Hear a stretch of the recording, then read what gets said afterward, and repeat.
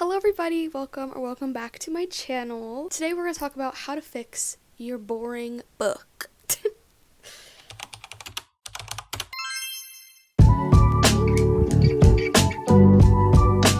Sorry that the title is so rude. I just thought it was funny. But yes, today we're going to talk about why readers are or could be bored of your book. These tips could be helpful if you've gotten some early reader feedback and they have said that they were bored at times, or if you're about to send it out or about to publish and you want to know maybe what could be making your book boring. Like if you just want to know in theory, or if you're just watching this video for fun. Either way, I hope that these are helpful. I will say before we get into it, these are not like rules. Like they are just tips if readers are like, oh, I was bored, the story wasn't, pulling me in. These are just tips. These are not rules. There is a place for every story. Are like slower paced stories less exciting than faster paced ones? I guess. It's less like on the edge of your seat excitement. Are books that are more character driven, maybe again less I'm white knuckling the book than plot driven books? Yeah, I guess, but there really are no rules when it comes to stories, like what story you can and cannot tell, if that makes sense. And there is a place for every kind of story in the world. So don't take this as me being like you can't write a slow paced story, or you can't write a story with less plot than other stories. Like there's no rules when it comes to that. This is just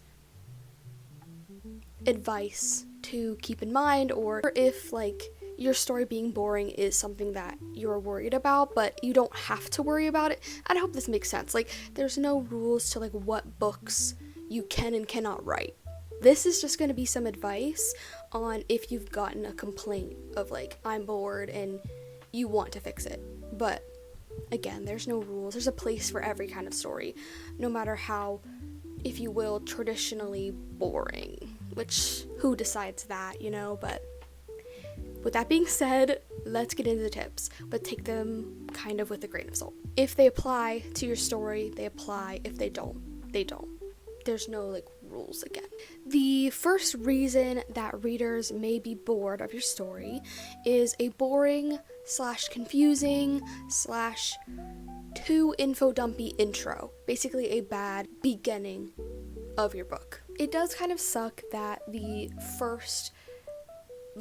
probably the first page, but the first 10 pages of your book are vitally important to grabbing readers' attention and hooking them in and placing them in the world like where they need to be, situating them. And it does suck because, it's like we would love for readers to, give our book a fair shot and read like a lot of it, but truth is the beginning does matter. I feel like, and maybe this is crazy, but when I read a book, I can usually tell if I'm going to like it based off of the first chapter.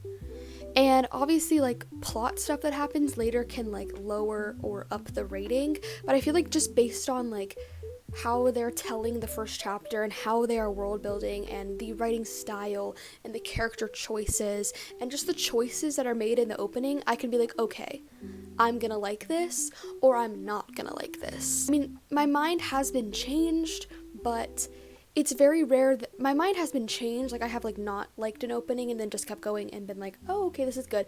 But it doesn't happen very often where I will read a beginning, like a first chapter of a book, and I'll be like, I really liked that. I liked the writing style. There was humor in it. I liked the characters. I love this world. It's very rare that the story that then is told is gonna ruin it. You know what I mean? It's very rare that I rate that book less than 3 stars. You know what I mean? Because it's like I can just tell based off of the vibes, if you will, that are established in chapter 1, on page 1, in the first 10 pages, whatever, just in the opening, I can kind of tell like what it's gonna be. So I think that's something to keep in mind. So I think the opening of your book is something to keep in mind. Make sure that it like sums up basically what your book is going to be, if that makes sense. Even if you're starting in the middle of an action scene and you're like, how am I supposed to world build in this moment, whatever, like, you know how some books start with like kind of like a prosy poetic line and they do like a metaphor and then it like kind of, you know, fades into a scene. So I don't know if that makes sense, but that's how some books start. Even if you're starting in action, like, you can still establish the vibes of your book and like show your readers what to expect for the rest of it, and they can decide if they like it or not, if that makes sense. Make sure that your opening fits the rest of your story. Like, if your story is like a cute romance novel, the opening should not be like something dark and brooding, unless you're doing genre bending, obviously. But like I said, take all these tips with a grain of salt. Like, if it applies to your story, it does, and if it doesn't, it doesn't.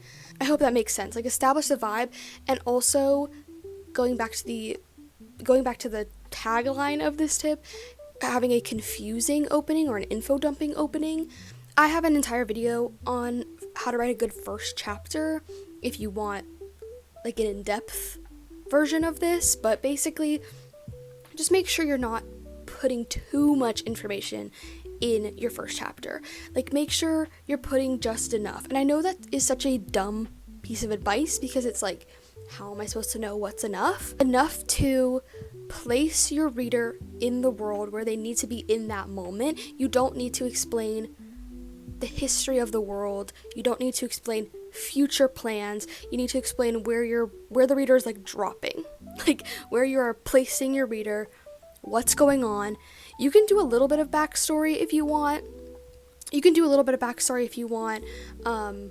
When I do first chapters, I love like a paragraph or two on like the second or third page of the first chapter that's like character backstory.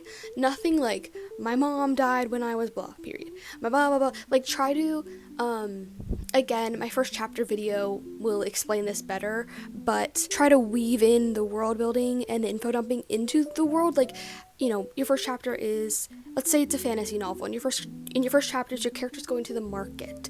Describe the culture and the people, the world, using the booths at the market, using what your character's buying at the market. What's the weather like? What's the day? Why are they at the market? What are they shopping for? Is it a holiday in this world? Is it a family dinner? Okay, it's a family dinner. Then you can kind of give a little paragraph of like, what's the family dynamics like? Like, try to like just make sure that it flows and isn't just a bunch of like, here's all the world, wow. That can just kind of put a reader off and be like, I'm bored, because the scene is not moving. It just is like a bunch of information dropped on me at once. That could be something that readers find boring. Another thing that could be making your reader say that your story is boring is inconsistent pacing. Pacing really is the thing that you have to nail in a story. When I realized like how to write a page turner like via pacing, I was like, oh my god, because this whole time I was kind of just had a plot and I was just writing it till the end, and I was like, I didn't really have any sort of like, I didn't have any flow, I didn't have any pacing, I didn't plan that, I just was writing it, and I was like, why is my story so boring? There's like these lulls in like something crazy happens and then it's like a lull, then something crazy happens because, you know, I'm trying to stretch it out, and like I was like, I don't know what's happening. And I was like, oh my god, you have to plan the pacing out and like make sure that the story arc flows, and make sure you're hitting, there's points that you can hit to like, there's literally like story curves and story arcs and all of these things online, all of these things that you can use to make sure that your pacing is good and make sure that it flows. And I was, the day I discovered that, I was like, oh, I hate to keep saying this, but I do have videos on pacing. I have a lot of them. How I do pacing is my wall method. Maybe you've seen that. Basically, I tape up story beats onto my wall, and then I print out my outline / just like any plot points that I have. It doesn't have to be a complete outline, just like anything that I have for a story. I cut them out. So I print them out, then I cut them out, and I tape them on the wall under the story beat that they go. And that's kind of how I organize and I see my pacing and my structure right in front of my face, and I can see what needs to be added, what needs to be taken away, what, you know, when we can have the lulls and when we need to pick it up. Like, I can just see it, and I love that method. So if you want a tutorial on that, you can watch that video, but pretty much you just tape the stuff on your walls. It's not the most outlandish method ever, and I didn't invent the story curve. I don't think I invented taping things to your wall. All writers tape things to their wall, and here's the thing, slow pacing is not the problem. It's inconsistent pacing that's the problem. So basically, like if you have a bunch of action-packed scenes, like action-packed, and then you have like a slow scene, action-packed, slow, action, slow. It's like your reader's gonna be like, I'm bored during the slow chapters because you're giving me kind of like an adrenaline rush during these like action-packed chapters, and then I'm bored during the slower ones because you gave me a bunch of thrill back to back, if that makes sense. Like, you can have a really fast-paced book and that's not boring. You can have a really slow-paced book and that's not boring because it's consistent. But if you are kind of like flip-flopping, you know, like a bunch of action in the beginning, not so much action in the middle, and then a bunch of action at the end, that can be boring. The story isn't flowing. You're not keeping up the same pace and structure like you had been at the beginning and you have been at the end. And so it just kind of is like, it throws the reader off kilter a little bit. You're like, as a reader, you're kind of like, what happened? And I think when you're reading books that are action-packed, there's a little bit of like a dopamine thing going on in your brain. You're like turning the page and you're like, yes, this is so fun. This is like, you know, giving me happy chemicals. And then you get like and then you get to like the flat middle of the book, or like flat sort of plateaus in the plot, and then it gets really exciting again. During the plateaus, it's gonna be a little bit, honestly, of a chemical thing in your brain of like, I'm bored. Where's my dopamine? So just make sure that your pacing is consistent throughout the entire book. Now, obviously, a book has like exciting moments and then like plateau moments. That's how a plot works.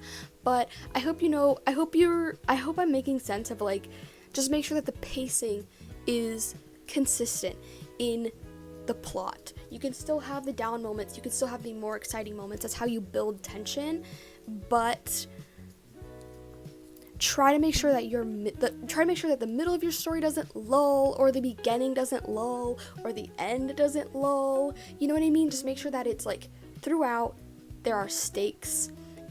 Just make sure that throughout there are like the same stakes all the way throughout, and you can feel the tension all the way throughout, even if it's like a slower scene. The next thing that could bore your readers is bad dialogue. Bad dialogue throws me off of a lot of books, I feel like. Sometimes it doesn't sound like something that anyone would ever say. Clunky dialogue, also talking weird, like, you know when a character is like, how you doing, my best friend of 10 years? It's like, who talks like that?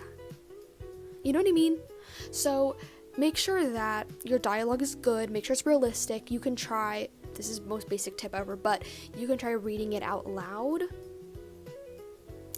That helps me sometimes of like, does this sound like something that someone would say?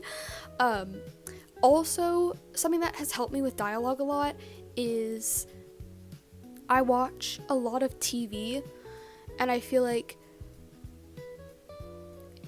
and this is an embarrassing admission, so you better appreciate this. I used to write a lot of fan fiction and for TV shows. And so for TV shows, obviously you have to kind of play them alongside as you're writing so that you can add in the other characters' dialogue and stuff. Oh, my fan fiction days. Brings me back to a dark place. But yeah, and I think just like copying over that dialogue, you know, and trying to figure out like what would my, if you will, my OC, or like if it was a character X character thing, like what would they say? Trying to figure out like in character, true to form, what's something that they would say here. Like, I feel like all of that really helped me with dialogue. So if you struggle with realistic dialogue and you just can't get the flow of it, watch your favorite show and write down the dialogue. like the conversations back and forth. And I think, and I don't know how it helps, but I feel like it helped. Like, my dialogue before my fanfiction phase was so bad, and then my dialogue now is better. So I feel like it was the fanfiction, because I was just copy and pasting conversations, and so I kind of figured out the structure of how people talk, if that makes sense. Because it sounds like something that's not that hard, right? Because it just is like write normal human speech. Like, don't you interact with humans? Well, no, I don't. But, you know, it seems like it would be easy, but for some reason it's not. It's not easy to like write, to come up with something that someone would say out of your brain and write it down. You know what I mean? In a conversation that's not happening, if that makes sense. So I do feel like that is something you could try, is like, what's that called? Copywriting? Or like, not translating, sort of like caption writing your own favorite TV show. I find that to be very helpful for learning how people talk.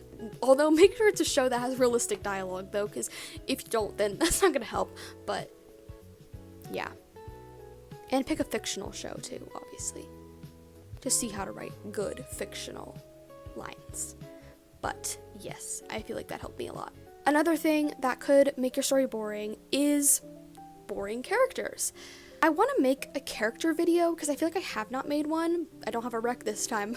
I don't have a self-promo this time. Creating interesting, dynamic, three-dimensional characters was something that I really struggled with up until like my most recent book, June Gloom. I really love the characters in June Gloom. They feel like real people to me. And in my books before that, they feel like characters, if that makes sense. I don't know. I kind of have a method to the madness now. And so like I said, I want to make a more in-depth video, but let me try to sum up what my method is to come up with a character. Typically when I think of a new book idea, like a new story idea, new plot, a little bit of character stuff comes with the idea. Like, I'm like, I think I know who the main character of this would be, but this is how I flesh them out, and this is how I come up with side characters. Now, this is gonna sound really dark, okay? But I usually start with a fatal flaw. I start with, what is their incorrect view about themselves / about the outside world? Like, are they a not trusting person? Are they a too trusting person? How do they view themselves? Do they view themselves as weak? Are they like insecure? Are they kind of cold and closed off? Like, what is their like negative personality trait? And then I come up with the flip side of that, of what is some good traits that are kind of like associated with that. Like, if someone was like very independent, that could be bad thing and a good thing. So I'd come up with the traits of like good and bad. I start with the bad because I feel like for me and the kind of books that I write, like I write women's fiction, kind of contemporary fiction, so a lot of the book is like the character's emotional journey. So I like to start with, so when I'm coming up with someone, I like to start with, what's the problem that we're trying to fix, you know? And then you build out the positive traits, and then I like to say, and then I look at the traits in front of me and I say, okay, what sort of upbringing and childhood would cause these traits to happen? And that's how I figure out their childhood and their backstory and their parents and their family situation. Let me come up with a character right now. So this character is hyper independent, because this character is independent because that's the one I used earlier. That's the example I used earlier. That could be a good thing and a bad thing. A good thing because they don't need other people's approval. They can do things for themselves. They aren't too codependent. But it can be a bad thing because being too independent can, you know, impair human connection. It can maybe make their friendships a little bit surface level because they're independent with their feelings as well. It also can hinder them in the romance department because they just feel like they don't need a partner. It can be hard for them to work in groups. They can also maybe be a bit of a control freak because they're kind of like, let me just do it by myself. So there's negatives and positives. And so I'm like, okay, what made them this way? Maybe their parents traveled a lot for work when they were growing up. This character was growing up, and so this character had to fend for themselves a lot. They had to make their own food, they had to clean, they had to manage their own schedule, and they had to kind of not rely on that love and support from their parents because they were never there. Now, that doesn't mean that their parents have to be evil or like bad parents. It just is sort of like that's where the fatal flaw comes from, the independence. And then it's kind of sort of like now in this story, then it's kind of like, okay, that's the backstory. Now in present day, they're gonna meet someone. This character's gonna meet someone that they really, really like, but they don't know how to be in a relationship because they've been independent for so long, and that's the journey. The journey of the story is that they're gonna figure out how to be in a relationship while still maintaining their independence that they are so proud of, and that's the journey, and that's the character. Boom. That's kind of how I do it. And then obviously you have to build off of that and be like, what do they look like? And how old are they?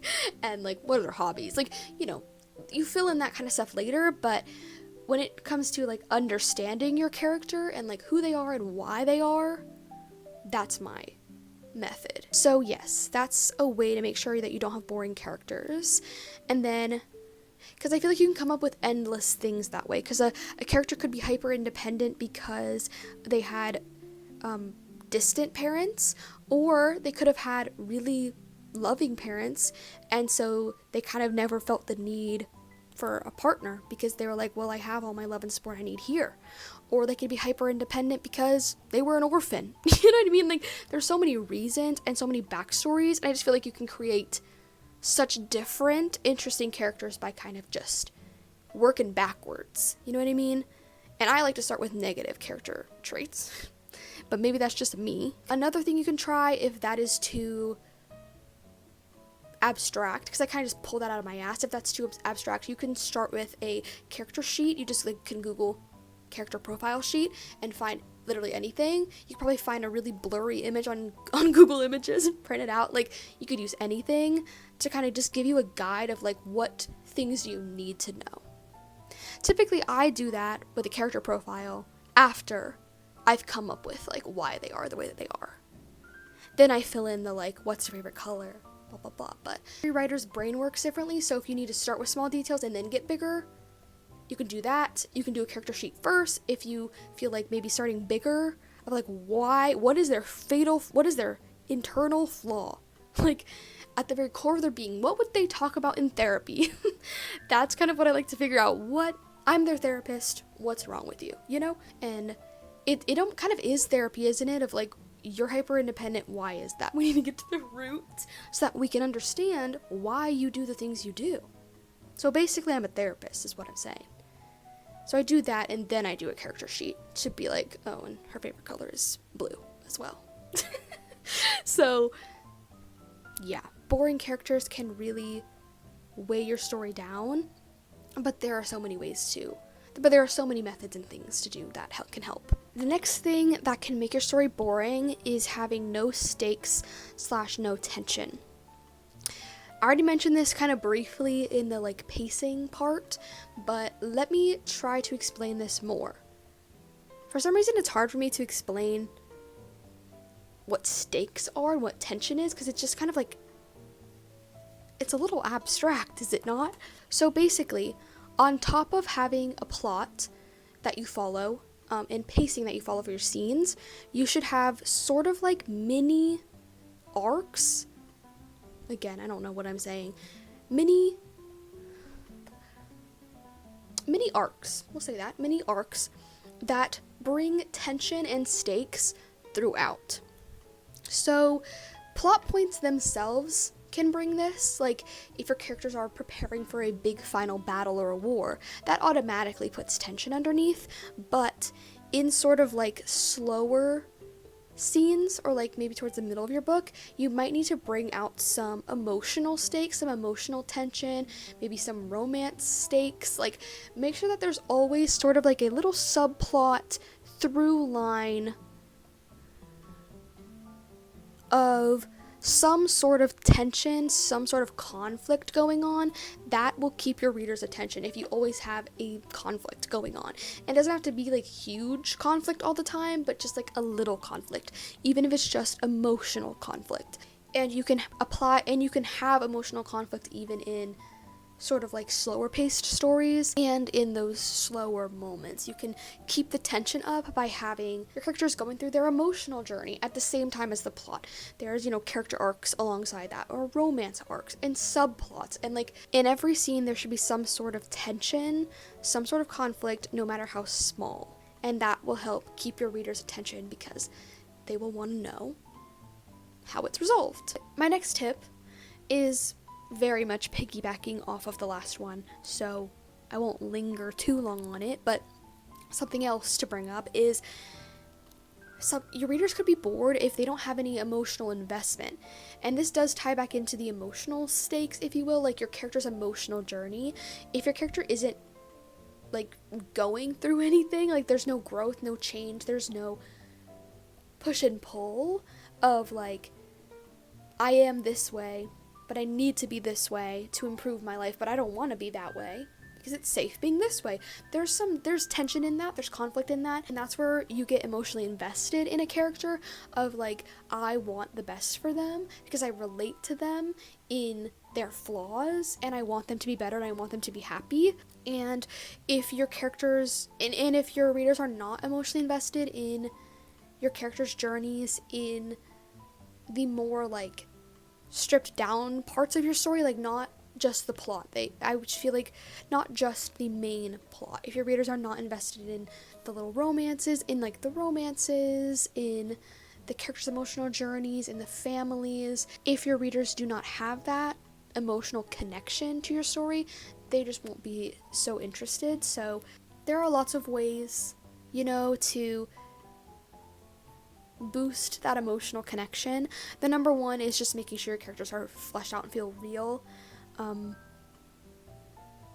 That's pretty much the best way, because like there are characters that like I don't relate to, like I haven't lived their experience, but they're so real that I do relate to them, if that makes sense. Like your characters don't have to be like basic and flat and sort of like a Jane Doe for your readers to insert themselves. They need to be real and like human and have flaws and have edges, and again they need to be three-dimensional. And I think that having characters that just feel real and have problems and have flaws just automatically makes them relatable, which automatically adds emotional investment. But yes, I just wanted to bring that up, that your readers could maybe not be feeling that like emotional attachment, and that could be making them not so invested in the plot and bringing on that bored feeling. And the last and final advice for this video, I also kind of already brought up, but another thing that could be boring your readers is a lack of subplots and a lack of character arcs. Just make sure that alongside your main plot of like the big events that are happening, the plot that is driving your story, make sure that you have those character arcs, the emotional journeys. Pretty much this goes back to like the stakes, the tension, the emotional investment tips I already gave, of just make sure that there's more going on that creates tension throughout and like pulls on, okay, this is gonna sound really crazy, but pulls on the rope of your story, if that makes sense, like keeps the tension tight, because when it gets loose it gets a little boring. So make sure there's always something pulling back against your characters. It scared me. And just make sure there's more going on than the main plot. But yeah, with all that being said, that is it for today's video. I hope that these tips were helpful. Please comment down below if you have any questions, if you have any videos you want to see from me, any topics that you want me to make a tips and tricks video on, any writing challenges you'd like to see, just anything you'd like to see from this channel, I would love to know. Like the video if you liked it, and subscribe for more content like this. Thank you so much for watching, and I hope you have a really great day.